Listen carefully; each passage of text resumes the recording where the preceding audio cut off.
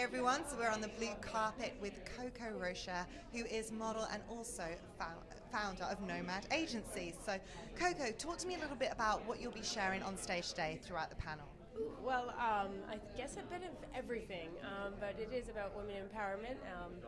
As a young model that has started about maybe 16, 17 years ago, it didn't feel like an industry fashion that was about empowering women. It was more of a job and just get it done. And as unfulfilling as that was the job until years, go by and we realized that I wanted to do something different. I wanted to have a voice as a woman, as a model, an opinion, and also to just kind of do it my way. And then throughout the years, people kind of recognized it and understood that there was sort of this other way of modeling, not necessarily this one way. And then from there, I just realized I had a voice, I had an opinion that people wanted to hear about. I don't know why. Well, it's because you have a lot of powerful things to say, and we do need role models like yourself to actually communicate that. How has social media played into this opportunity that you do have control and you are able to share your message? Yeah, well, I mean, again, go all the way back 16 years ago, there was no such thing as social media. I played with this little thing called MySpace at the time. I know what you're talking about. Okay, great. And I had a little blog, and at the time, my husband, who was a good friend at the time, he was like, you should start this Twitter thing, and then later on this Instagram thing, and I think models should really get on this. It'll affect you probably in more ways than you realize. So I got on it. Weirdly enough, the industry was not okay with it, that a model would actually have an opinion, like I said, but also I was kind of changing this aura of the fantasy of what a model was, the lifestyle of a model. I was actually sharing, I don't know, what I was watching on TV, and then I eat cereal at night, and very basic things, but it was frustrating to some individuals. Fast forward to now, everyone's on it, but really the biggest thing that impacted my career is that I finally had a voice. I remember one specific thing where there was an interview that went out, and I was on the front cover of a big newspaper saying that I was too fat for the runway, and that back then that would have been it. I wouldn't have been able to voice my opinion or to tell people what I really meant or what this person was trying to get out of this story.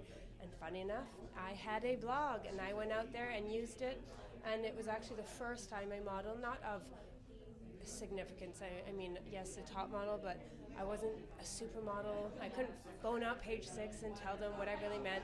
So that was pretty amazing for the time. And since then, I have been always about women and especially my models to really use their voice. They don't understand the power of social media that they have. You can start any business today and have an opinion with your business and your brand if you use social media right. How has the industry changed?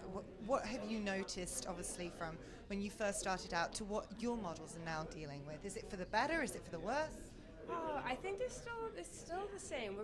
You're criticized for how you look without anyone really knowing who you are as a person. That is the first thing that, unfortunately, you go into a casting, they're not asking what are your opinions and are you funny and are you smart.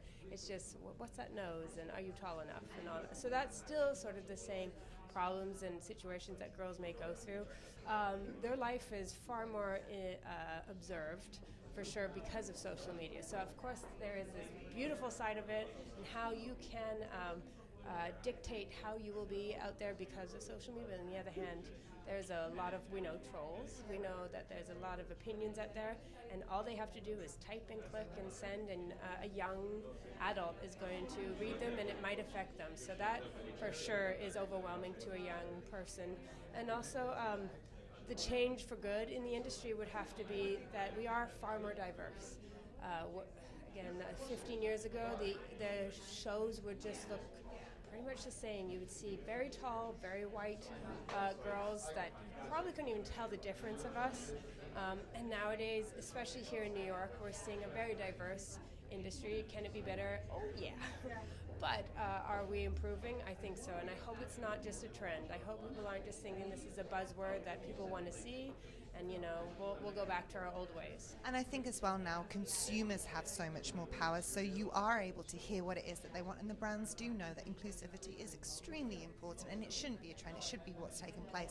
Also connectivity, we're all connected right now. So what are you most excited about moving forwards when it comes to the future of fashion? Ooh, future of fashion. Besides taking over the world. Besides that. I don't know, there's always sometimes I feel jaded. Sometimes I get to work and you think, I'd like to try something new or something different. And then you do that one job where you're like, wow, this is why I do what I do. If that means tech meeting or a relationship of tech and fashion together, don't ask me what that would be. But I would love the two spaces to come together and find even more fun things. I know that think of fashion, it was created in a time when it was all about uniqueness. We would tailor our clothes to, I'm talking about 100 years ago, ladies and gentlemen, but we were tailored. Everything was about, the quality rather than mass production.